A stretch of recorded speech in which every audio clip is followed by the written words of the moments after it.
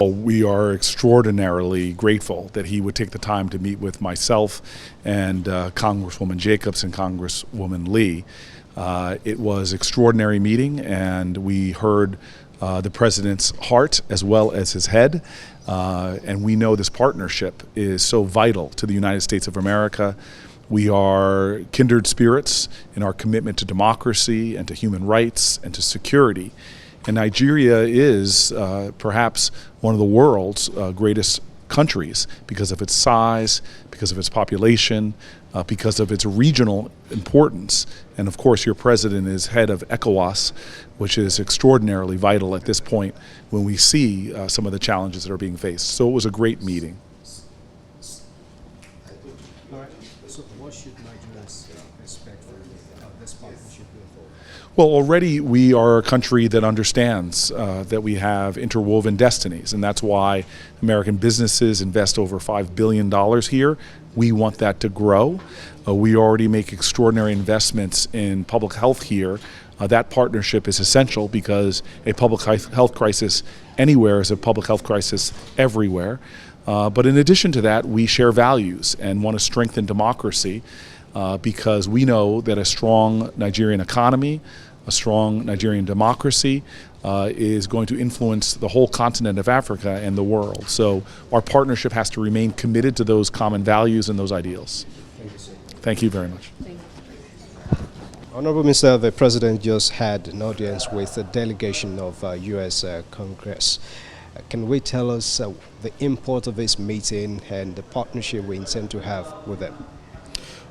Well, you know, in the U.S. system, just like in the Nigerian system, the Congress, the legislature is a separate arm of government. And in the U.S., there are a lot of issues that pertain to the fight against terrorism, sale of weapons, human rights issues that are often decided in the legislature, in the U.S. Congress, which is why it's important for Mr. President to engage with senior ranking members of the U.S. Congress. They've been there for a long time. Some of them are chairing very key committees.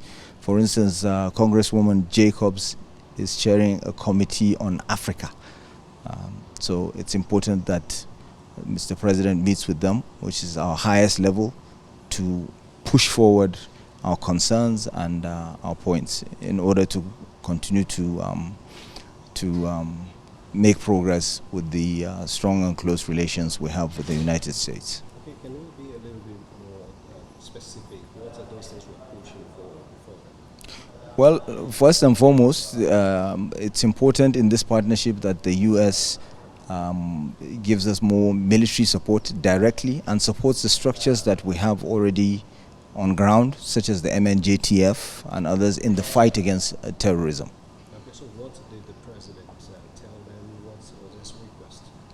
President talked about a lot of things, about economic support, about the root causes of terrorism, about the root causes of coups, about the need for further strengthening democracy in West Africa and in Africa as a whole, and generally the bilateral relations we have with the U.S.